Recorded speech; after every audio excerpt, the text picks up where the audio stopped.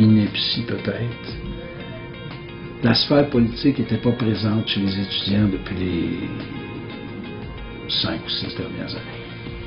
Et là, tout d'un coup, elle l'est.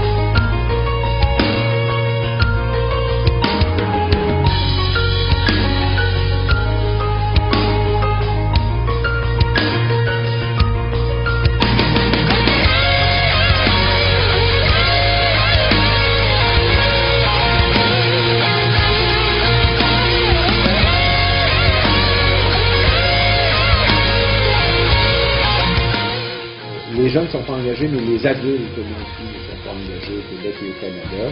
S'ils étaient engagés, s'ils étaient engagés, les adultes, on comprendrait les enjeux et on n'aurait pas un gouvernement à peu.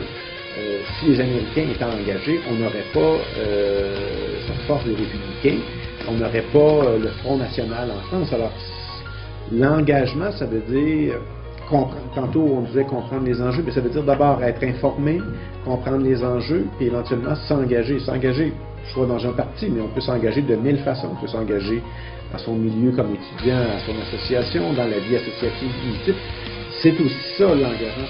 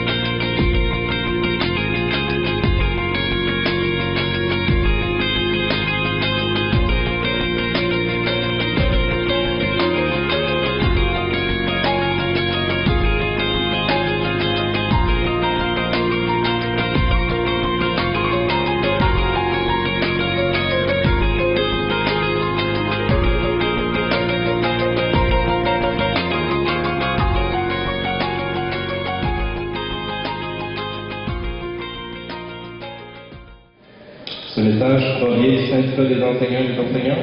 Oui. Très bien. C'est bon. Le syndicat du personnel enseignant du Cégep de Sherbrooke, tout comme la Fédération nationale des enseignants, dénonce le choix du gouvernement Charest d'augmenter les frais de scolarité universitaire. Nous croyons qu'il est légitime pour les étudiantes et les étudiants d'avoir recours à des moyens de pression pacifique afin de casser la décision gouvernementale. Au syndicat des enseignants du Cégep, nous considérons, en accord avec la Déclaration universelle des droits de l'homme, que l'éducation est un droit fondamental et universel. Le statut socio-économique d'une étudiante ou d'un étudiant ne devrait jamais être un facteur qui limite l'accessibilité aux études supérieures.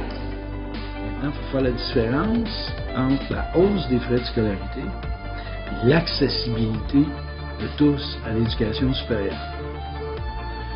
En 1968, notre première revendication, c'était que les études supérieures soient accessibles à tous au Québec et en français. Ça, c'était notre revendication. Alors, la gratuité, plus grand-chose de gratuit dans la vie.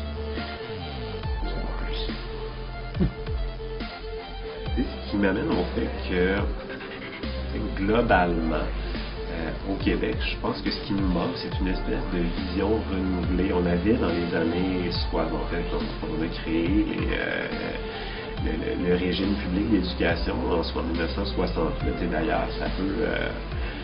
c'est une coïncidence, possiblement que non. À ce moment-là, on avait un idéal de le rendre gratuit et ça concordait, c'était concomitant. Donc, à l'année précédente, l'Expo 67 à Montréal, où on a pris connaissance de ce qui se passait dans les pays européens, on s'est créé une espèce de modèle en disant c'est ce qui se fait ailleurs, ça semble bien fonctionner, créons-nous un réseau d'éducation qui va être accessible, qui va permettre aux gens moins scolarisés, qui ont du talent, d'aller à l'université et on va se développer en tant que société. Et ça a excessivement bien marché depuis 1968. Le Québec n'a pas juste fait du rattrapage, il a dépassé beaucoup de nations qui étaient à l'époque très loin devant lui en termes économiques, en termes sociaux, même en termes artistiques. Le Québec s'est beaucoup développé. En ce moment, ce à quoi on assiste, c'est à l'imposition par une oligarchie, pratiquement par un petit nombre d'individus au pouvoir qui ont des intérêts personnels avec des intérêts financiers. En fait, ce qu'on assiste, c'est à une imposition par les banques et par les gens privilégiés de notre société à la population dans son ensemble, à une mesure qui est discriminatoire envers la classe sociale plus défavorisée, les classes sociales plus défavorisées, la classe moyenne et la classe pauvre. Donc, je pense que c'est clair comme de l'eau de roche. Le mouvement étudiant, toute forme de mouvement qui va s'opposer contre la tarification d'un service fondamental public qui prend de l'ampleur, va devenir un rapport de force. C'est une question qui était beaucoup plus grande que le je me moi. C'est une question qui est vraiment de justice sociale. C'est une question de dire, comme étudiant, comme étudiante, on a un statut et on existe. Et on a le droit de participer à la démocratie québécoise. C'est pas parce qu'il y a des élus qui ont été élus justement, sur une phrase, des gens qui ont été élus par la population, que c'est nécessairement correct, que c'est nécessairement les bonnes personnes qui sont aux bons endroits. Je pense que présentement, on a la preuve qu'au Québec, on est capable de se mobiliser, qu'on est capable d'être solidaire. Puis la question de la hausse des frais de elle touche nécessairement plus les femmes, elle touche nécessairement plus la classe moyenne, les gens qui ont moins de revenus. Ce qui est en train de se passer présentement, c'est l'éducation de devenir un bien de marchandise. C'est-à-dire que si tu as de l'argent, tu vas pouvoir aller à l'école. Est-ce que c'est vraiment ça qu'on veut comme étudiant, comme étudiante? Là, je ne parle pas en termes de moi personnellement parlant, je parle en termes de groupe social que sont les étudiants et les étudiantes.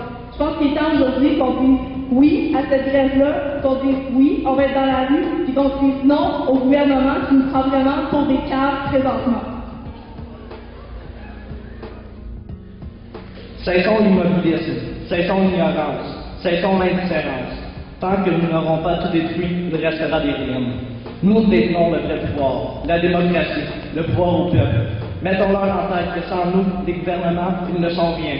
Nous pouvons faire changer les choses. Pourquoi rester ici à les regarder faire ce qu'ils veulent de nous? Nous sommes la génération de demain. Battons-nous pour bâtir la société dans laquelle nous voulons vivre. Manifestons notre mécontentement. Des gens l'ont fait avant nous. Ils nous ont permis d'être assis ici aujourd'hui. C'est à notre tour. Rappelons-leur pourquoi ils se sont battus à l'époque où ils avaient encore des rêves. Merci. Merci. Ce qui se passe actuellement, là, c'est pas juste nous autres qui sommes il faut se solidariser en tant que génération, en tant qu'étudiant partout à travers le Québec, peu importe les idées sociales dont on vient, c'est important de faire l'effort collectif dont on a besoin aujourd'hui pour bloquer la hausse de la scolarité. Et j'espère sincèrement que là, la fait plus une question de pour ou contre la hausse, c'est une question de se solidariser en nous, justement, dans un gouvernement qui écoute uniquement les intérêts économiques de grosses entreprises, d'instituts économiques de droite. Est-ce qu'on peut collectivement penser et se dire aujourd'hui, justement, il faut être solidaire avec les gens partout à l'autre du Québec, avec les étudiants, avec les étudiantes. Le Corps-et-Vert, selon nous, ça signifie l'opposition. On n'est pas nécessairement pour les hausses de frais de scolarité, mais on veut reprendre notre session. On est tanné, on veut agir. C'est ça que le Corps-et-Vert, ça représente pour nous. Où sont les étudiants qui viennent pas voter? C'est pas comme s'ils n'étaient pas concernés, sérieusement. Et puis, c'est triste un peu, là, parce que j'ai l'impression qu'il y a beaucoup de gens qui sont contre la grève, mais qui se présentent pas. Actuellement, le mouvement qu'on fait aujourd'hui, c'est pas un mouvement qui est politique. C'est vraiment un mouvement qui est contre la grève. On parle pas ici de hausse, pour ou contre la hausse. C'est pas le point de vue aujourd'hui. Actuellement, aujourd'hui, ce qu'on veut rassembler, c'est des gens qui sont vraiment pour retourner en classe. C'est vraiment le point de vue qu'on veut démontrer. Il y a des gens qui sont pour la grève, sans problème, ils ont le droit à leur droit de manifestation. Dans le fond, aujourd'hui, on exerce le nôtre. C'est donnant-donnant, il y a deux côtés tout le temps une médaille. Fait qu'aujourd'hui, c'est ce côté-là qu'on fait valoir là, pour notre point de vue.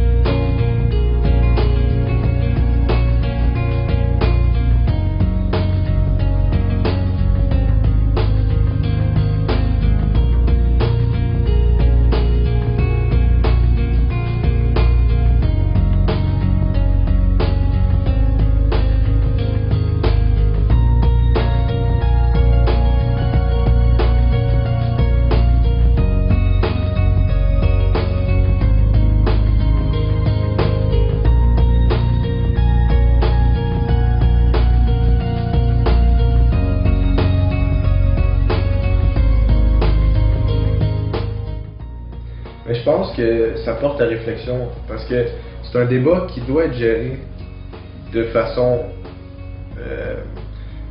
par le leader de la population, puis je pense qu'à quelque part, ça va être important aussi qu'il y ait un entente. C'est comme, là présentement, c'est comme un couple qui s'entend pas, mais quand tu es dans un couple, pour régler un problème, il faut que tu t'entendes. Si t'en parles pas, puis chacun reste frustré de leur base, ça fait pas des bons enfants. Fait que selon moi, c'est de cette façon-là qu'il faut voir ça, puis c'est surtout... tu sais, il faut juste le réaliser à quelque part que bon, assume tes responsabilités. Puis,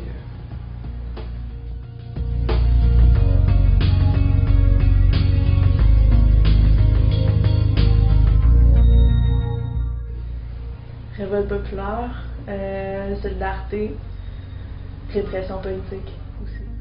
J'ai toujours été farouchement contre la grève. Faut quand même pas voir seulement du mal. Donc, ce que je trouve particulièrement bien, c'est que ça a ouvert les yeux de plusieurs personnes du mouvement étudiant-là. J'ai entendu à plusieurs reprises des gens dire « je m'intéresse absolument pas à la politique avant, maintenant je m'y intéresse ». Donc, il faut voir le bon côté des choses aussi. Par contre, comme j'ai dit tout à l'heure, le mouvement étudiant rime avec violence et ça, je ne suis absolument pas capable de l'accepter. Je ne comprends pas que dans une société démocratique comme la nôtre, dans une société industrialisée, moderne, on ne soit pas capable de se parler. Aussi simplement que ça, je ne comprends pas le fait qu'on soit obligé de prendre d'assaut les rues, de sortir pour avoir une discussion sensée. Puis on voit que ça n'a pas donné grand-chose non plus. On s'enlise dans un conflit qui, sincèrement, s'en va vraiment nulle part, de plus en plus nulle part. L'opinion publique de la jeunesse.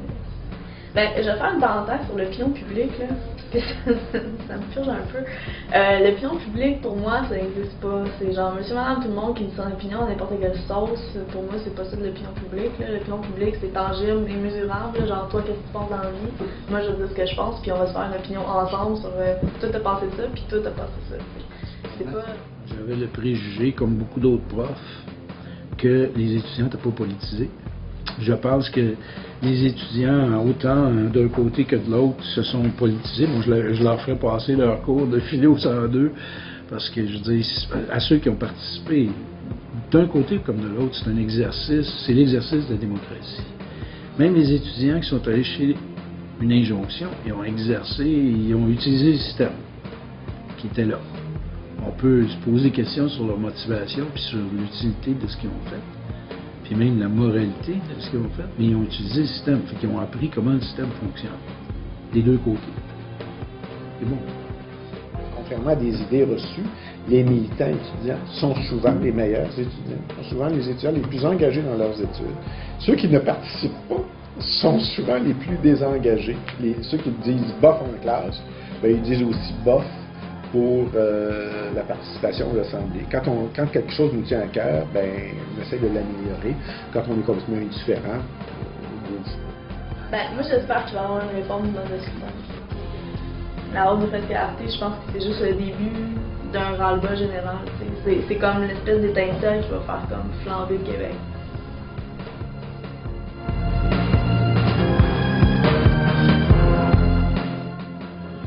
De la grève, actuellement, il y a un mot qui me vient à l'esprit, c'est résilience. Je n'aurais jamais pensé que les étudiants étaient aussi tête de cochon. Mais quand je pense grève étudiante, en général, je pense que c'est la responsabilité des étudiants d'être des sonnettes d'alarme dans les sociétés, quelles qu'elles soient, partout à travers la planète. Ben, sur le thème général de la grève étudiante, moi je dirais que c'est un mouvement d'engagement. C'est d'abord ça que je vois dans cette activité-là. Les étudiants qui font la grève, par expérience, je dirais que c'est des étudiants qui sont engagés dans leur milieu, mais aussi engagés dans leurs études. Et moi, je reçois ça très positivement comme mouvement. Puis je trouve qu'actuellement, c'est comme réconfortant parce que pendant les 10 dernières années, à peu près, on disait « Ah, les étudiants sont amorphes, les étudiants sont pas ceci, sont ceux-là, ils sont individualistes. » Mais là, c'est arrivé comme une petite bouffée d'air frais dans le paysage politique et social. Tu peux pas juste comme élire quelqu'un sur la base d'une plateforme, d'un bout de papier qui dit ah ben nous on va faire ça. Puis là tu lui donnes toutes les commandes. Puis toi t'as plus rien à dire. Parce que c'est ça là-dessus aussi qui légitime Jean Charest là présentement. Ben Jean Charest puis tout le monde, là, ils disent on a été élus, ben on gouverne. Ben ça marche pas comme ça, par exemple, nos assemblées générales. Si aux gens présents devant la question, c'est eux qui vont voter. C'est eux qui savent de quoi qu'on parle. C'est eux qui s'ostinent ou pas, qui essaient de se convaincre, qui argumentent, qui comprennent les enjeux, tout ça. Puis quelqu'un d'extérieur qui arriverait et qui ferait juste voter, moi je trouve que ça t'implique en rien, tu sais. Je parlais tantôt de citoyens qui s'impliquent dans le politique, ben ça fait partie de ça. C'est un apprentissage à faire, parce qu'on est habitué juste de faire un X, puis s'en aller, puis après ça, on se fait même plus pour qui on a voté, tu sais. Mais de participer, de lever ton carton, oui ou non, d'apprendre les codes de procédure, de juste être là, puis d'entendre les autres, ben, ça favorise aussi une réflexion, tu sais, pour toi. Une chose qui est certaine, c'est que pour ceux qui s'impliquent, je pense que c'est clair que ça a contribué à les éduquer, à constater la pertinence de leur éducation. C'est-à-dire quand on sait s'exprimer sur la place publique, quand on apprend tranquillement à faire de la part de force, c'est quoi communiquer avec les médias, c'est extrêmement éducatif, je pense, comme circonstance. Puis c'est certain que tous les étudiants qui s'impliquent à travers le Québec ont vécu une transformation, surtout à l'âge. Ben là, c'est que si on avait la réponse, hein, on serait riche. C'est la question de la politisation, de l'engagement, du non-engagement.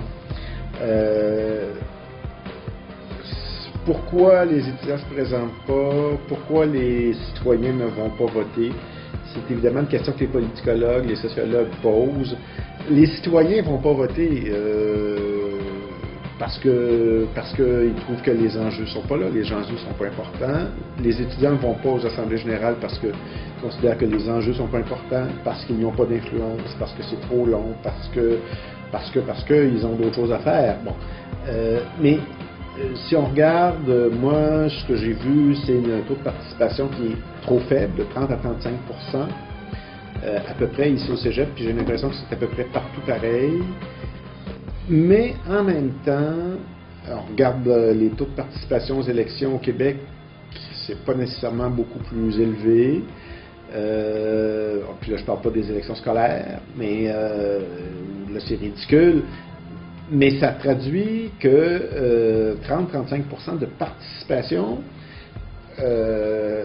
ça traduit bon, un grand taux d'indifférents. Puis à quelque part, quand on parle d'une population qui est dépolitisée, ben c'est aussi ce que la droite a voulu depuis 20 ans. On n'enseigne plus l'histoire, on n'enseigne plus les dynamiques sociales. Alors, on ne sera pas étonné que les étudiants ne participent pas et ne comprennent rien aux enjeux, parce que pour participer, il faut comprendre les enjeux. Puis il faut penser que parce qu'on participe, on peut influencer le résultat. Alors, si je ne comprends pas les enjeux, si je pense que je ne peux pas influencer, bien évidemment que je vais me trouver mieux à faire que d'aller passer 5 heures dans une assemblée générale. C'est sûr que c'est lourd, l'assemblée générale, c'est lourd, la démocratie, il faut être patient, et surtout, bon, vous aviez des assemblées à répétition, mais c'est aussi ça le choix démocratique, le choix collectif. Alors, il y a de multiples facteurs qui expliquent ça, mais il faut voir les reculs qui sont faits ces dernières années en termes d'éducation politique. Et l'autre élément qui est essentiel de préciser, il ne faut pas penser que le changement social est induit par des majorités. On a les gens de mon âge, parce qu'on radote, ou parce qu'on est vieux, ou parce qu'on regrette notre jeunesse, souvent on a une perspective assez idyllique des années 70. Mais c'est pas vrai. Moi, quand j'occupais le cégep de Sainte-Foy en 1972 avec mes chums étudiants, ben, les assemblées générales, on n'était pas 6 000 sur 6 000. On était là aussi 3 000. Puis quand il s'agissait de fermer le cégep, là, on était 30, puis on se mettait à l'époque, on n'avait pas Facebook, puis on se mettait dans le téléphone 2 jours d'avance, puis là, oublie pas, vendredi matin, on va faire du piquetage au cégep, puis tata. Et on n'avait jamais des majorités. C'est pas, j'ai jamais vu piquetage à 6 000 personnes. Dans ma vie, dans les organisations après coup, j'ai jamais vu des participations. Il faut dire les choses telles qu'elles sont. On dit la participation aux études des étudiants de l'Assemblée générale. Bien, demandons donc à la Caisse populaire, qui est une coopérative, il y a combien de personnes qui vont à l'Assemblée générale de leur Caisse populaire, alors que, bon, il y a de l'argent en jeu, il y a des intérêts en jeu, il n'y a personne qui va là. Il y a personne, on vote de moins en moins, la vie associative est de plus en plus difficile. Alors, bon, c'est sûr que c'est un élément, c'est un argument pour les gens qui s'opposent, mais on n'a rien trouvé de mieux jusqu'à maintenant. Et c'est là pour rester. Fait que ça nous parle de ce qu'on disait tantôt, l'engagement. Puis l'engagement, ça passe par la présence. Quand je dis l'engagement, c'est pas juste l'engagement social, c'est aussi l'engagement dans les études. Parce que, contrairement à des idées reçues, les militants étudiants sont souvent les meilleurs étudiants, sont souvent les étudiants les plus engagés dans leurs études. Ceux qui ne participent pas sont souvent les plus désengagés. Ceux qui disent bof en classe, ben, ils disent aussi bof pour la participation aux assemblées. Quand quelque chose nous tient à cœur, ben, on essaie de l'améliorer. Quand on est complètement indifférent, on ne bouge pas. Alors, je pense qu'il y a tous ces éléments-là, mais c'est une très belle question. C'est une question que tu pourras traiter dans ta thèse de maîtrise ou de doctorat. La question de la participation dans les pays occidentaux, tous les processus démocratiques, est extrêmement préoccupante. C'est une des belles questions des sciences sociales aujourd'hui. Je pense qu'on en est plusieurs, puis pour avoir discuté aussi avec un peu certains éditeurs, ils trouvent ça plate. C'est le code Morin, ils trouvent que c'est long, ils trouvent que les mêmes choses sont répétées d'une fois à l'autre. En même temps, ils ne laissent pas place parce qu'il y a vraiment autre chose de répéter, c'est comme ça du plein avec je pense que beaucoup ne voient l'Assemblée générale non pas comme un exercice démocratique en soi, mais juste comme une affaire longue, puis tout ce qu'ils veulent, c'est voter à la fin, donc sans nécessairement en considération sur les possibilités qui pourraient nuancer leur opinion par les interventions qui vont être faites. Fait que je pense que c'est essentiellement qu'ils voient ça comme un 5 heures gaspillé de leur vie. Ils comprennent pas non plus, je pense qu'il y a une partie, quand tu comprends pas le système, comment ça fonctionne, c'est lourd le code morin, tu n'en vois pas la pertinence, tu sais pas non plus que s'il n'y avait pas ça, ce serait littéralement le chaos. Là. Donc ça laisse sa nécessité. Fait que je pense qu'il y a une part d'incompréhension, une part de lourdeur par la structure, puis une part du fait que ça fait juste l'impression qu'il y a des plans du sort. Même si. Et puis que les autres allaient de toute façon voter. Il y a beaucoup de gens qui espèrent que le vote va passer comme ils veulent, que les autres vont voter. C'est pas une force magique aussi. Moi, je pense qu'il s'intéressait moins à la politique, dans la mesure où il y a un certain cynisme. Ce cynisme-là, il est ancré depuis bien des années. Tu sais, dans les années 80, c'est when the world is going down, you make the best of what's still around. Tu sais, c'est comme personne. Il y a une certaine forme de cynisme, comme on lâche devant ça. Tu sais, dans mon cours de philosophie, je demande aux étudiants si on est rendu esclave du progrès technologique. Puis la majorité, la très grande majorité me répond oui, on est esclave. Mais là, c'est bien beau, là, mais à un moment donné, quand tu as pris conscience que tu es esclave, qu'est-ce que tu fais? Ben, tu essaies de te libérer. Parce que si tu n'essaies pas de te libérer, c'est comme, OK, tu sais, pour employer un petit peu le langage de Falardeau, je reste dans ma barre. Tu sais? Mais non, je pense qu'il faut. Mais je pense. Présentement, tu n'as pas juste occupé à Wall Street, tu as eu la journée de la Terre le 22 avril, il y avait 250 000 personnes. Il y a beaucoup de domaines où les jeunes, les étudiants, c'est des domaines qui les touchent. Je pense qu'il commence à y avoir un mouvement, là, une certaine forme de prise de conscience. Ça se peut pas. Là. On est indigné, qu'est-ce qui se passe? C'est pas de bon sens. Selon vous, quels sont les principaux facteurs expliquant le désintérêt des étudiants dans le mouvement étudiant et dans la politique? Le manque de figures, naturellement, comme on dit, manque de figures d'identification. Autre désintérêt, on disait le fait qu'on n'a pas l'impression qu'on peut réellement changer quelque chose, que notre petit vote dans la marée de vote ne va pas faire une grosse différence. Peut-être le manque de sujets qui touchent réellement les gens, je sais pas.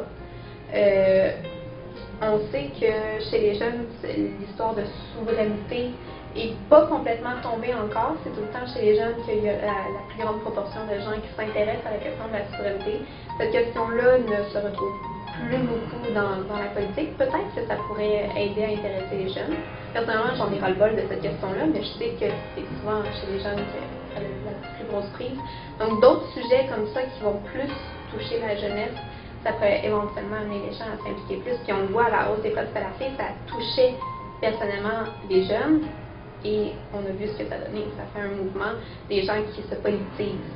Donc je pense que des sujets plus proches de nous aideraient vraiment. C'est toute une question de compromis. Je pense que c'est sur une liste, puis c'est les valeurs qui passent en premier en fait. Fait que, je sais pas moi, le travail pour lui est plus important du fait du vote, en fait, ou je sais pas moi, aller plus loin, ou ces choses-là.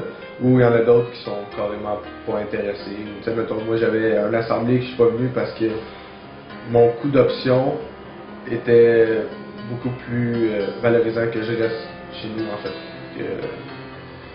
En voyant surtout le mouvement, de la façon que ça se prononçait, j'aimais mieux rester chez nous, pas perdre une journée de travail, puis c'est le classement des compromis. Platon disait d'ailleurs que la démocratie, elle est un peu prendre les masses, pas informer, puis les faire aller voter. C'était la tyrannie de la médiocrité. Oui, il faut laisser voter les gens et c'est un contrepoids. Il y a des gens qui ne sont pas intéressés, parce que c'est comme donner un peu des allumettes à des enfants. Il faut mettre ça en contexte. En 1968, là, au plus fort de la première grève étudiante, si on était capable d'aller chercher 10% des élèves pour venir voter, on était fou fret. Là, c'est le tiers et plus des étudiants qui vont aux assemblées générales. C'est super. C'est bon. C'est plus que bon. Je veux dire, quand on fait une réunion syndicale, même pour voter une grève, si on est capable d'avoir le tiers des profs, c'est une bonne réunion. Et ici, au cégep de Sherbrooke, à chaque assemblée, il y avait au-delà de 2000 étudiants sur 6005, 6006 à peu près. C'est fantastique. À mon avis, c'est fantastique. Et ça s'est déroulé d'une façon extrêmement démocratique. Alors, moi, je pense que c'est crédible. Les étudiants, c'est un vote démocratique. L'exercice démocratique, c'est un exercice politique qui est en train de se faire. Je pense qu'il y a beaucoup d'étudiants qui, tout d'un coup, sont devenus politisés parce qu'ils n'ont pas le choix. Ils voient c'est quoi la game. Comme disait Michel Chartrand, si tu t'occupes pas de la politique, c'est la politique qui va s'occuper de toi.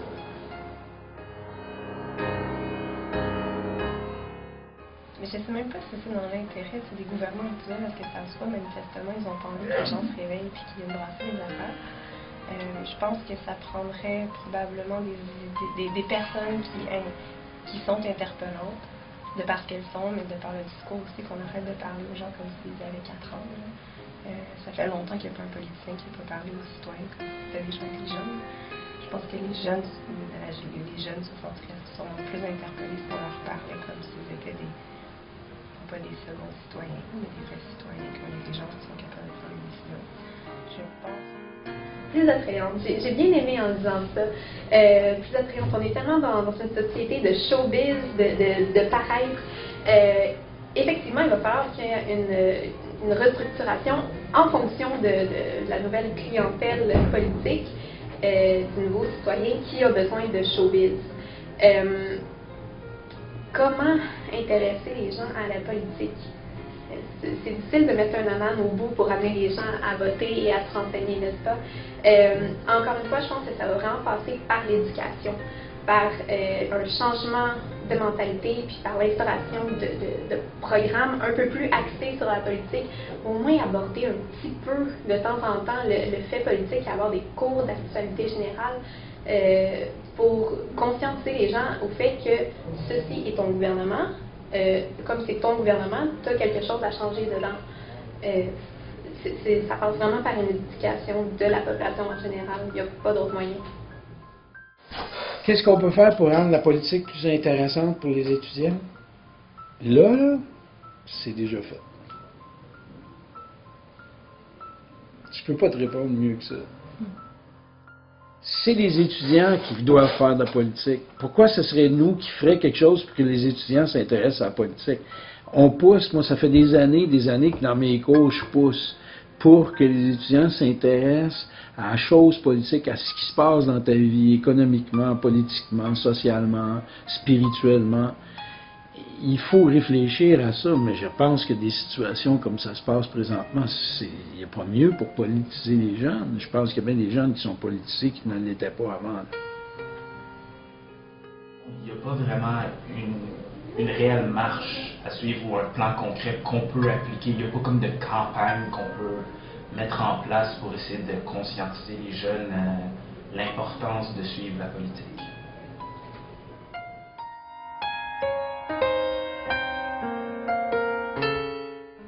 Croyez-vous que la politique pour les jeunes soit quelque chose de banalisé? Ouais, parce que je pense qu'on n'a pas nécessairement conscience de toute la portée que ça peut avoir dans nos vies. T'sais. On a l'impression, en tout cas, à un certain âge. Puis là, encore là, ça dépend vraiment d'où tu viens, comment, tu sais, dans quel milieu tu as vécu, c'est quoi tes expériences de vie, puis etc.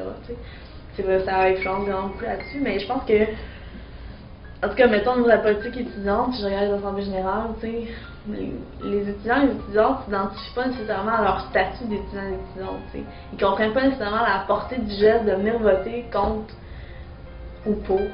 Quelque chose de plus grand qu'eux, dans le sens que si c'est pas tangible, si c'est pas immédiat maintenant, le changement qu'ils voient, ben je pense que ça fait une réaction dans le sens qu'on est beaucoup dans une structure, dans une société qui est vraiment ici maintenant, dans l'immédiat, donne-moi ce que je veux maintenant.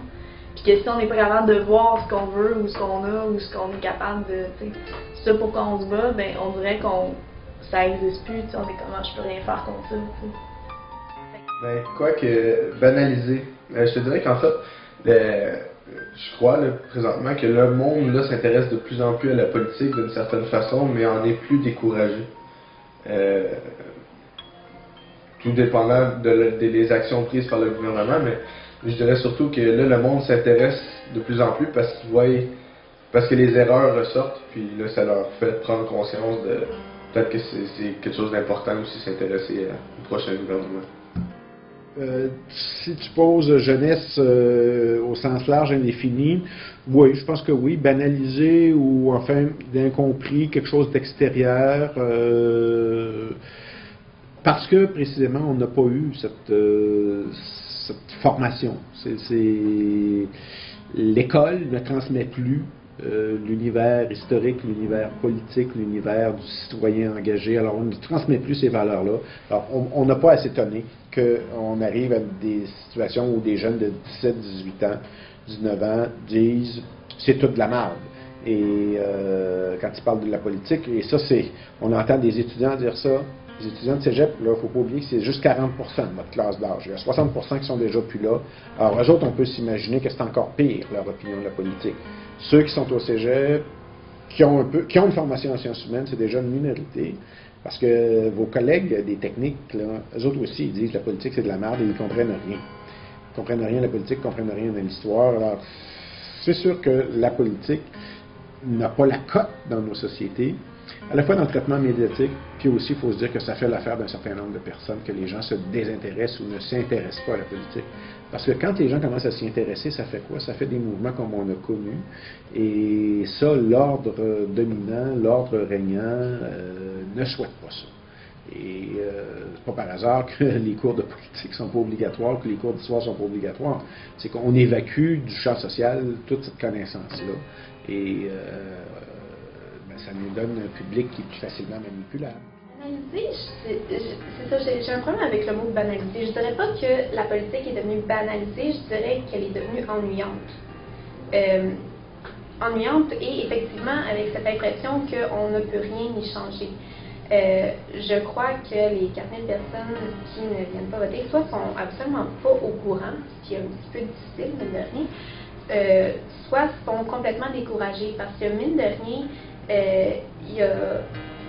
je crois qu'il y a une sorte, on va le voir aujourd'hui avec le référendum, aujourd'hui et demain, mais je crois qu'il y a une assez grande proportion de ces gens-là qui ne sont pas en faveur d'une grève et qui s'abstiennent de venir parce que c'est vraiment ennuyeux, vraiment long, des assemblées générales et de toute manière, je redis en mots, c'est tout le temps des rouges qui parlent. Donc, c'est ce que je crois qui se passe dans l'imaginaire des gens.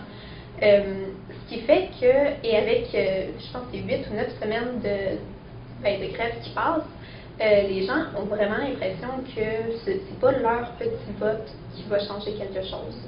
C'est ce que je crois. Il y a une autre réalité qu'il faut se rappeler aussi, c'est qu'il y a beaucoup d'étudiants au cégep, mais aussi à l'université, qui vivent à l'extérieur.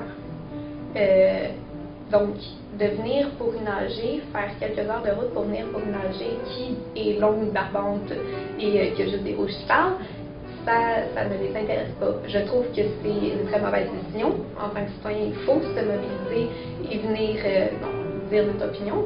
Mais je pense qu'il faut tenir compte de ce fait-là, qu'il y a des gens qui ne vont pas faire la route pour venir dire leur opinion. Encore une fois, puis c'est pas moi qui le dis, ça c'est Platon, Aristophane, les penseurs grecs qui ont amené le fait qu'on peut pas commencer à dire que n'importe qui peut participer, faire voter des citoyens désintéressés, blasés, c'est une mauvaise chose. Si t'es pas intéressé, viens pas, c'est pas grave, ton vote ne comptera pas. Pour moi, ça prend un minimum d'intérêt de la part des gens qui vont voter.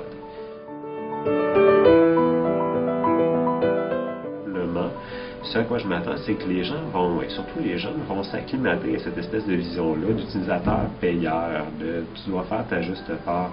Et ça, c'est pas, à mon avis, les jeunes qui vont payer pour ça. Pourquoi? Juste des choses de base. Je ne vais pas souvent à l'hôpital, mais quand j'y vais, je vois des têtes blanches. C'est des aînés. Quand je vais à la pharmacie, puis il y a deux personnes âgées ou une personne âgée dans la liste, dans la file, qui sortent avec leur sac est plein de médicaments, puis ils ne paient rien. C'est parce que c'est collectivisé. La santé, ça occupe 45% du budget du Québec. S'il fallait qu'on en arrive à désensibiliser les jeunes et leur faire comprendre, maintenant chacun doit faire sa juste part, c'est pas eux qui vont payer. Quand eux vont aller travailler, ils vont avoir les moyens de les rembourser, les prêts qu'ils vont avoir. OK, ils vont trouver ça dommage, ça va être un poids sur leurs finances. Mais par quoi ça va se traduire si on les acclimate à ne plus sentir ce besoin-là de solidarité? Tout simplement, ces jeunes-là vont finir par se dire exactement la même chose qu'on leur dit présentement. Les autres doivent faire leur juste part. Et comme je ne pense pas que les jeunes sont les grands perdants de ce qui se passe actuellement. Je pense que ce soit les étudiants. Je pense que ça va être au contraire, généralement, les gens qui tentent à avoir un peu moins étudié, les gens qui vont être dans des situations plus précaires, des gens qui vont avoir moins d'argent de côté pour la retraite et ainsi de suite. Donc, pour moi, faire un petit peu. Bob Dylan a dit la phrase suivante. Poète américain, Bob Dylan. He not busy being born is busy dying. Si t'es pas occupé à naître, t'es occupé à mourir.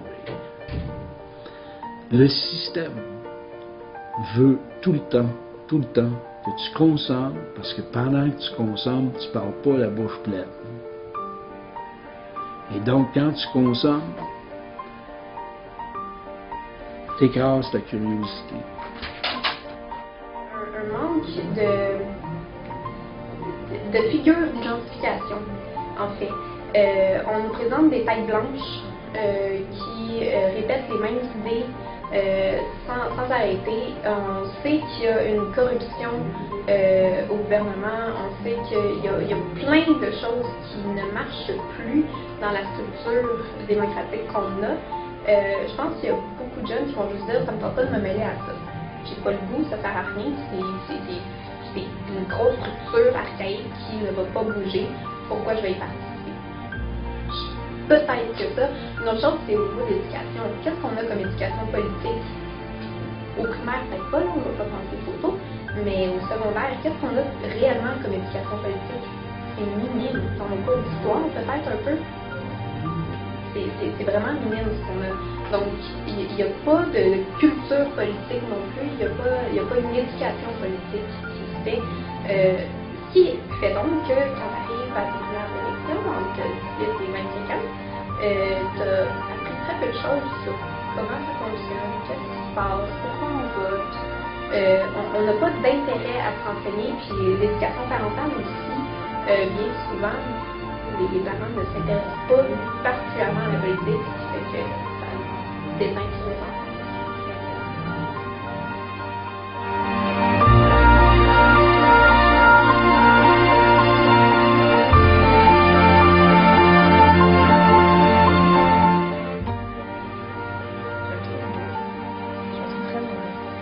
Très fort, très créatif surtout, avant qu'on en vienne à la tellement d'efforts qui ont été déployés. Il n'y avait pas eu de temps en 2005.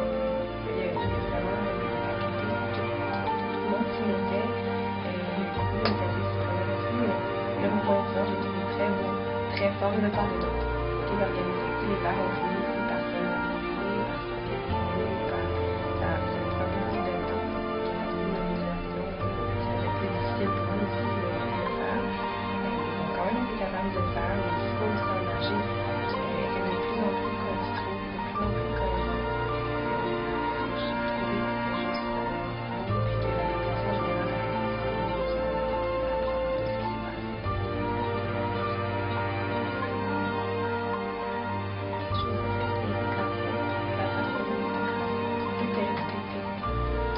J'avais peur que ça crée par des cyniques, en fait, que des gens qui ont ça par exemple, pour ça, puis ça finalement, super triste parce que tout le monde est perdu. Tout n'a pas été perdu, mais ils ont été le révélateur des limites du système démocratique au Québec, qui ont été le révélateur de certaines tendances vraiment épeurantes, en fait, là, au sein de la population aussi. Fait que je pense que j'ai juste encore plus de respect pour ce mouvement-là, qui a été quand même, même si on parle d'actes de violence et tout ça, je pense que ça a été quand même très très soft, tout ce qui s'est fait, tout ce qui s'est passé. Ils ont subi des attaques continuelles, ils ont été l'objet de mépris, ils ont été l'objet de répression, puis malgré tout ça, ils ont continué. Je leur lève juste mon chapeau. D'abord, premièrement, le mouvement est extrêmement surprenant par sa résilience. Il est surprenant aussi parce que je constate que c'est très articulé, beaucoup plus que j'aurais pensé. Puis ensuite de ça, on découvre que votre génération, il y a des leaders qui ressortent, ce qui est quand même assez encourageant, je trouve. Puis des personnes qui sont quand même aussi très bien articulées, qui connaissent leur dossier. Ça ne veut pas dire qu'ils ne font pas d'erreur, là. Mais c'est encourageant de voir ça. C'est encourageant de voir aussi la diversité des moyens qui ont été pris pour avancer les idées. Puis il y a beaucoup d'humour, de créativité, de poésie. Ça, j'ai trouvé ça extraordinaire. Bien sûr qu'il y a de la violence. Mais ça, c'est pas nécessairement le fait de seulement les étudiants. Il y en a des étudiants qui sont responsables, mais il y en a que des fois c'est l'autre bord qui est responsable. Il faut le dire, ça. C'est le collectif Franc-Québec sans pauvreté qui a parti ça. Je ne sais plus en quelle année, c'était les années 90. Par rapport à des revendications, par rapport à l'aide sociale. Fait que, après ça, c'était repris dans plusieurs autres causes. Puis en 2005, ça a ressorti pour le mouvement étudiant. Puis là, ça l'a ressorti en 2012. Mais tu sais, c'est ça. Fait que le carré rouge à la base, peu importe dans quel contexte c'est utilisé, c'est un carré rouge qui signifie carrément dans rouge, contre des politiques qui appauvrissent la population. À la base, c'est ça. T'sais. Fait qu'il soit utilisé par le mouvement étudiant, c'est cool, c'est un symbole, en guillemets. Mais c'est un symbole qui est fort dans le sens que c'est contre l'appauvrissement de la population, contre des politiques néolibérales, puis contre un système capitaliste fini. C'est ça le carré rouge. Puis de là, t'as des étudiants qui se mobilisent, t'en as qui se mobilisent pas, t'en as qui se mobilisent peu, t'en as qui s'en contrefichent, carrément. Puis ça, ben c'est là encore aujourd'hui, on le voit très bien entre ce qu'on appelle les rouges puis les verts. Il y a une espèce de... je sais pas comment nommer ça, mais il y a quelque chose qui existe, il y a quelque chose de flagrant, il y a un mur entre ces personnes-là, puis c'est volontaire et involontaire aussi, là. C'est vraiment une question de personnes. Il y en a qui disent que le mouvement est en train de s'essouffler. On est le 15 mai aujourd'hui, 14-15 mai. Moi, je pense qu'il est plutôt en train de se radicaliser. Il va falloir qu'il se passe quelque chose. C'est assez. L'impression que j'ai, c'est que le monde en aura le bol, puis c'est pas juste les étudiants. C'est un peu tout le monde.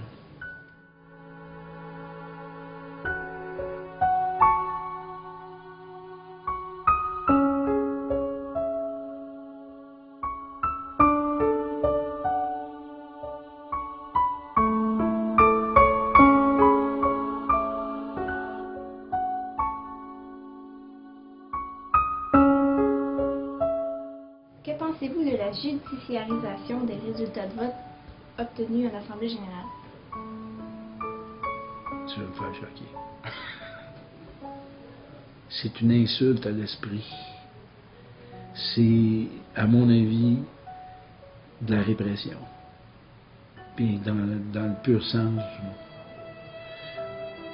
C'est l'utilisation du judiciaire à des fins politiques. C'est utilisé par des politiciens, puis il faut le dire, le Parti libéral utilise ça. Mais ça n'aurait jamais dû aller là. C'est ne pas reconnaître que les étudiants ont pris un vote de façon démocratique. Ça a été reconnu par la direction du Cégep, ça a été reconnu par le syndicat des profs ici à Sherbrooke. Il s'agit de 17 étudiants pour aller chercher une injonction. Et ça, non seulement ça a judicialisé le débat, ce qui n'aurait jamais eu lieu d'avoir, mais ça l'a aussi radicalisé, puis ça a créé énormément de violence. Alors, la solution n'est pas toujours judiciaire. Et dans ce cas-ci, il y a une trentaine déjà d'injonctions, il n'y en a pas une qui a été suivie. Alors, qu'est-ce qu'on a fait? On a mis une partie de la population dans l'illégalité, dans la criminalité quasiment, là, dans l'outrage au tribunal. Puis c'est terrible de faire une chose comme ça, ça n'a pas de bon sens. C'est d'un ridicule indescriptible. Le premier juge qui a accordé la première injonction a fait une erreur majeure. À mon avis, une erreur majeure. Ça m'a fâché. J'ai trouvé ça profondément. Bien que je puisse comprendre pourquoi les individus ont fait ça. C'est pas une décision, c'est une injonction. Que pour environ 200 $, on soit par cœur, on soit capable de faire finir les lois intellectuelles sur les droits cognitifs. Qu'on balaye du revers de la main comme ça le processus démocratique, on n'y accorde aucune valeur finalement. J'ai trouvé ça vraiment dégueulasse. Mais je pense que certains individus ont peut-être aussi été mal conseillés. Peut-être qu'ils n'étaient pas non plus vraiment conscients des impacts que ça avait. C'est pas parce que tu demandes qu'une cour ait lieu que ça va nécessairement se faire dans l'ordre, la joie et la grève après tout ce qui se fait. C'est comme il faut juste regarder partout. Là où il y a eu injonction, ça chie. C'est pas beau, le climat il est tendu. Certes, les gens ils avaient leur droit à décider, mais c'est comme si en faisant ça, ce qu'on a imposé, c'est-à-dire que les étudiants qui étaient en grève aussi ne voulaient pas étudier. Alors que souvent, la plupart des étudiants ont plus étudié même que les autres, c'est juste qu'ils veulent que tout le monde puisse étudier. J'ai trouvé ça triste parce que ça a accentué les tensions. Ça a donné un grand sentiment de puissance aussi à certaines personnes qui avaient l'impression qu'ils avaient la loi avec eux.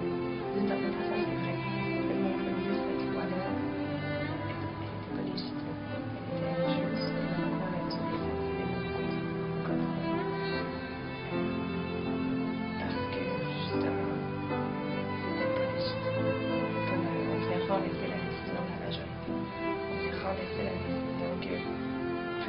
Tenaient à bout de bras depuis des semaines, c'est juste cassé. Au lieu d'ouvrir un dialogue, au lieu que le gouvernement finalement mette vraiment ses culottes dans le sens du terme et fasse le job de gouvernement. On a laissé les étudiants porter dans leurs mains, prendre des décisions ici, alors qu'ils n'avaient pas nécessairement toujours tous les outils, c'est des questions hyper complexes. Puis on les a laissés s'engueuler sur le terrain, être relativement seuls là-dedans. Il y a des tensions entre eux, les gens se croisent dans les corridors, les gens se revoient, puis il y a quelque chose qui est déchiré. Je trouve que c'est juste la judiciarisation du conflit a fait, en tout cas selon moi, vraiment un regain d'énergie pour le mouvement étudiant. C'est de se dire, ben c'est pas comme ça que ça fonctionne. Tu peux pas juste aller demander une injonction, c'est pas ça la démocratie. Puis ton droit individuel, non, je m'excuse, mais non, on a voté collectivement une grève. Tu vas faire la grève, tu respectes cette grève-là. Si tu veux pas la faire comme telle, c'est correct. Parce que tu as voté contre, je sais pas quoi. Mais respecte cette décision-là, tu sais. Fait que ça leur donne son rendu. Tout le monde a son bagage de vie, tout le monde a ses expériences, puis ses valeurs, puis ses constats aussi de ce qu'est la société dans laquelle on vit, tu sais. Fait qu'à partir de là, si tout le monde arrive avec son bagage, mais c'est sûr que c'est difficile d'avoir un consensus avec tout le monde. Ce qu'il faut faire, c'est s'écouter, puis se respecter. Fait que, si ça continue comme ça, je dois t'avouer que ma perspective future de la politique, elle est plutôt triste. Si on regarde Harper, il détruit complètement l'image du Canada. Il vient vraiment chercher un écho dans la population. Même chose ici, on voit seulement Charest quand même son discours de chercher l'opinion publique, puis on est à la limite du discours de la pensée. De la pensée totalitaire. Et c'est d'une profonde tristesse, donc je sais pas, ça va prendre quelque chose de terrible pour que le politique reprenne sa force, j'ai l'impression. La politique dans le futur, il n'y aura pas le choix d'avoir des changements en fait. Là, on se dote de toutes sortes d'institutions pour venir vérifier ce qui se passe, des commissions sur la corruption, la collusion, etc. Ces structures-là vont peut-être fonctionner pendant un moment, mais il va falloir qu'il y ait un profond changement de la culture politique. Et d'après moi, ça va finir par arriver dans les prochaines années, parce qu'il y a effectivement un ras-le-bol de la population par rapport à la politique. Et ce qui va arriver, j'ai l'impression, c'est qu'à un moment donné, il n'y aura plus personne qui voudra faire de la politique parce que ça va être devenu trop sale comme métier. Les gens particulièrement convaincus peut-être, mais ça va diminuer énormément. Donc, j'ai l'impression qu'il va y avoir un gros changement, une restructuration de la politique. Peut-être pas dans les 5 prochaines années, là, ça prend du temps faire ce genre de choses-là, mais d'après moi, au siècle prochain, on ne pourra plus parler de la structure démocratique de la même manière qu'on en parle aujourd'hui. Comment entrevoyez-vous la politique dans le futur? Je ne sais pas. Tout va vite, tout va très vite. Il y a des espaces où les citoyens se réapproprient la politique. Et c'est pour ça que je disais c'est bien intéressant le mouvement étudiant parce que depuis une dizaine d'années, on disait où est la relève? Il y avait une espèce de désespoir, un regard très pessimiste sur la jeunesse. Alors ça, c'est probablement l'effet positif dominant du mouvement étudiant de dire, ben voilà, il y a du monde qui se tient debout.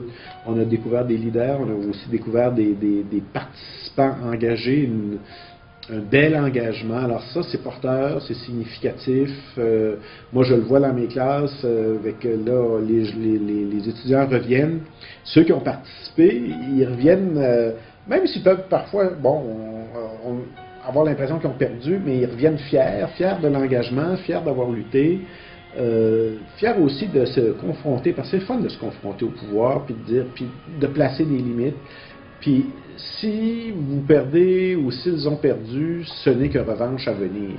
Et revanche à venir qui viendra dans la poursuite du mouvement étudiant ou qui viendra sur le terrain politique ou parce que quand on perd, on s'en souvient, puis on dit on va les rattraper. Et Charest, on va avoir son numéro. On va l'avoir quelque part. C'est peut-être pas demain, mais on ne l'oubliera pas. Puis votre génération ne l'oubliera pas. En tout cas, j'espère.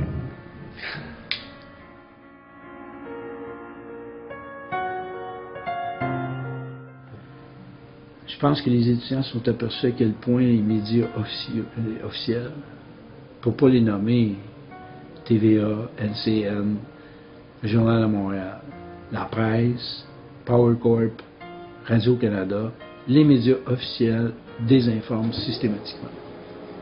Ils donnent des demi-vérités. Tu es sur les lieux, tu vois ce qui se passe, tu regardes ça à la télévision, tu dis pourquoi c'est juste ça? Pourquoi il n'y a pas l'autre côté de la médaille et ainsi de suite? C'est tout le temps comme ça. Alors, je pense que les jeunes se sont aperçus de ça. Les étudiants se sont aperçus de ça. C'est terrible. C'est terrible ce qui se passe au niveau médiatique. OK, mettons juste les médias, là. C'est sûr que la plupart des médias sont tous régis par le même bonhomme. Par les mêmes tentacules qui ont genre un paquet d'affaires de Power Cox puis des marins puis Pelado, tu sais, dans le fond, là. Sauf que tu vois vraiment le topo qui est juste dans le sens qu'il rapporte des faits, puis que c'est vraiment ces faits-là. Puis le topo de sensationnalisme. C'est ça que les gens veulent, c'est ça que les gens ils aiment ça, écouter TVA, parce que là ils pleurent, puis là il y a comme un bichon qui s'est fait maltraiter, puis là c'est triste, puis là tu changes, puis là à Radio-Canada t'as comme un paquet de morts à cause de la guerre en Afghanistan, puis mais c'est ça la différence. Mais le monde ils veulent quelque chose de romanesque, d'espèce de truc d'histoire là, puis mais ça sort de ta TV, là, mais ça se passe pour vrai, tu sais. Je pense que l'influence de la TV. On l'utilise par contre pour influencer, ça c'est sûr. Pas influencer les étudiants, mais influencer le reste de la population. Accaparer les médias, c'est une technique pas vieille comme affaire, parce que c'est pas vieux comme affaire que les médias soient si présents, mais depuis que les médias sont très présents, accaparer les médias est certainement une très bonne stratégie pour influencer le reste de la population. Les médias disent c'est effrayant, les Verts, on les a pas laissés parler, on n'a pas entendu leur point de vue. C'est faux. On a entendu leur point de vue. Alors, d'une part, ils disent qu'on les a pas entendus, mais la majorité, la très vaste majorité des éditorialistes, des commentateurs à la télévision, des journalistes étaient contre les étudiants. Des gars comme Pratt, Dubuc, Martineau, et ainsi de suite. Le phénomène Facebook, je trouve ça mieux que la télé poubelle qu'on connaît au Québec. Je ne vais pas nommer de poste, c'est un peu de quoi je parle. Je ne suis pas Mais tu sais, généralement, les gens allaient s'abreuver à ça, tandis que sur Facebook, aussitôt qu'il y a un mensonge qui sort, par exemple, au début, on parlait également d'avoir une annulation de session. Bon, on a sorti une vidéo de la ministre qui est en train de dire que la session ne sera pas annulée. On voit des statistiques sortir ici et là, mais du jour au lendemain, on voit une nouvelle statistique qui va sortir pour expliquer que l'autre n'est peut-être pas dans un bon point, peut-être pas prise en contexte, puis ainsi de suite. Ça, je trouve ça vraiment intéressant. D'ailleurs, l'information est disponible, il n'y a pas de désinformation dans cette grève-là. On peut toujours se plaindre, sortir un petit événement qui s'est passé là. Il y a toujours un petit accro qui s'est passé dans une assemblée, il y a quelqu'un qui a été hué. Dans l'ensemble, c'est toujours plate. On ne souhaite pas que ça arrive, mais dans l'ensemble, c'est mineur ce qui s'est passé. Je pourrais dire que ça a été une grève qui s'est au niveau de l'information véhiculée, de la crédibilité des étudiants, puis du respect général des procédures, ça a été excellent. Surtout avec les réseaux sociaux, souvent on est dans des cercles fermés. C'est-à-dire que, par exemple, si moi je regarde la plupart de mes amis Facebook, il y a beaucoup de gens qui pensent comme moi. Il y en a quelques-uns qui ne pensent pas comme moi, mais la plupart des gens pensent comme moi. Donc ça veut dire qu'on share des articles. On a l'impression finalement qu'on est toujours dans le même discours. Très rares sont ceux qui vont venir et on un peu, mais moi je pense qu'on a un peu placé sinon c'est un peu la même chose. Donc si tu es dans un cercle fermé, ben tu vas juste avoir la même information qui fait ton affaire qui circule.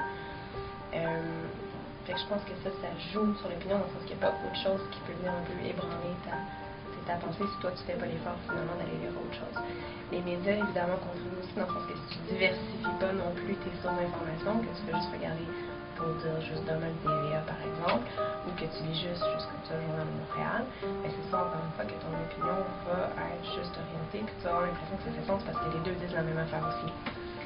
Fait que je pense que c'est déterminant, surtout actuellement, je veux dire, ça a tellement pris toute l'ampleur, toute la place, la crise étudiante que la crise étudiante qui crise sociale, que ça n'avait comme pas le choix d'en parler, ça circulait partout. Fait que oui, je pense que ça a été très déterminant, c'est déterminant sur l'opinion de la population étudiante, mais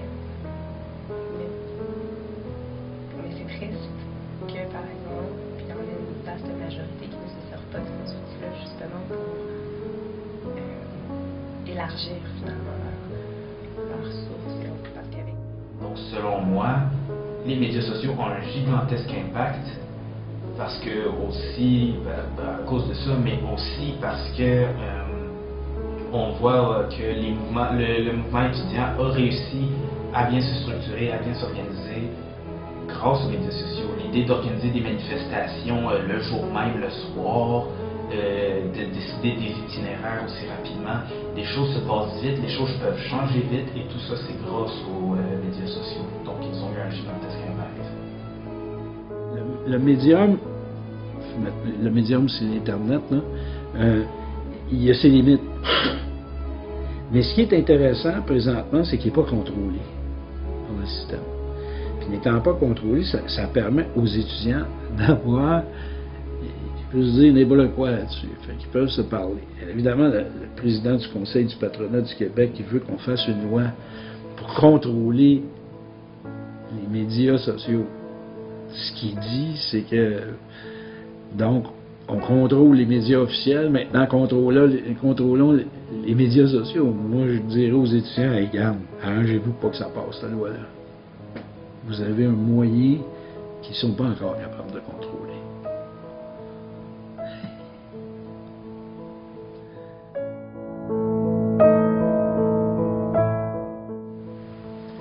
Selon vous, pourquoi la majorité des étudiants ne poussent-ils pas leur recherche plus loin pour éclairer leur jugement? Je pense que c'est pas comme trop grand. Des fois, c'est trop grand, ça peut pas recommencer. Puis ils ont raison. Parce que c'est vrai que quand tu commences à lire, à regarder aussi, sinon tu te rends compte que c'est une espèce d'abîme, là, parce que ça t'amène toujours à lire autre chose, à aller plus loin, à la faire que tu comprends pas. Fait que ça demande beaucoup d'efforts, c'est un travail qui est difficile, c'est épuisant, mais je pense pas que c'est nécessairement la peur de l'effort. Je pense que c'est juste de pas savoir trop par où commencer. Des fois, ils sont... Puis c'est difficile aussi, je pense, de venir se faire rentrer dans nos opinions premières. Là. surtout si dans la famille, dans la qualité, tout le monde partage les mêmes opinions, c'est très très fort. Si tu commences à chercher puis tu te rends compte qu'il y a des trucs qui ne marchent pas, c'est difficile. Mais je pense que le premier point, c'est juste parce que ça ne peut pas commencer. Je pense que pour développer l'esprit critique, je pense qu'on ait déjà eu suffisamment d'informations ou d'éducation, je dirais, pour l'éveiller. C'est-à-dire que quand on nous dit quelque chose, puis qu'on n'a aucun indice qui peut nous porter à croire que quelque chose est peut-être faux, ben on n'exercera pas notre esprit critique, pardon. Je sais pas si tu vois ce que je veux dire. J'ai l'impression que bon, le cégep, l'université, ça aide, oui, bien entendu, à développer cet esprit critique-là, mais en même temps, il y a beaucoup de programmes d'études, notamment au cégep, c'est-à-dire à l'intérieur des sciences humaines, où est-ce qu'on n'a pas justement, les étudiants n'ont pas accès à justement les sciences politiques, la sociologie, la psychologie, l'économie. Je pense qu'en sciences humaines, ils sont particulièrement outillés justement pour réagir à de l'information réduite ou orientée, pour justement exercer leur esprit critique en tant que citoyen. Et malheureusement, je pense qu'il y a une grosse frange de la population étudiante qui n'a pas justement cette formation-là citoyenne. Fait que ça aide pas à juste faire peut-être que ce qu'on est en train de me dire, c'est pas suffisant, donc il faut que j'aille ailleurs.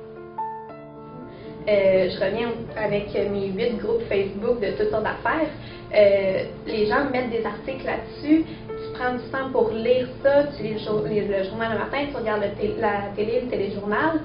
Là, l'idéal, ce serait d'aller chercher des journaux internationaux, voir c'est quoi exactement les répercussions à l'international, s'il y a des répercussions du mouvement étudiant ou pas. Sauf que tout ça, c'est un travail à temps plein. Venir se renseigner sur réellement qu'est-ce qui se passe pour venir diversifier, ça prend juste beaucoup trop de temps. Les gens ont une vie qui continue, les gens travaillent, il y en a certains qui essaient d'étudier pendant la grève. Donc ça prend juste trop de temps. C'est comme ça. Selon vous?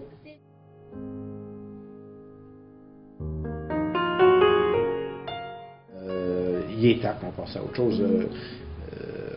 On dit souvent un autre monde est possible, un autre Québec est possible, il y a des belles forces vives, mais sortons-nous de cette morosité-là, de ces gens qui nous gouvernent, qui ont peu de perspectives, on les voit là, qui sont dans la corruption jusqu'à là, c'est après 10 ans de gouvernement, là, il faut passer à autre chose. Et moi, ma pancarte, je dirais, est venu le temps du changement et elle serait sur fond rouge. Voilà. Georges Charest investi dans le plomb et pas dans le Une chose est sûre, il y aurait le mot paix dessus. Peut-être libre choix. Paix et libre choix.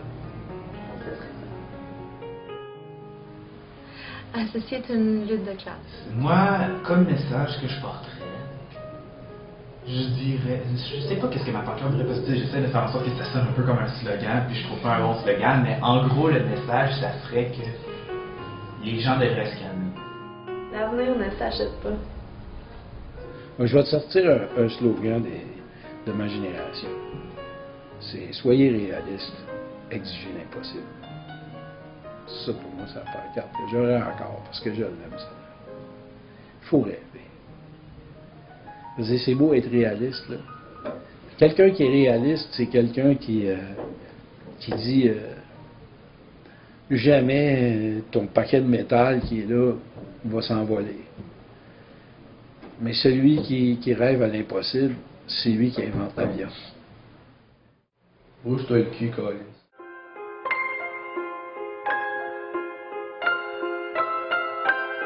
Ne les entends-tu pas, bruyantes comme le tonnerre, marcher au pas de loi, écraser les frontières et défoncer les portes de leurs semelles cloutées, prétextant la défense des droits et libertés.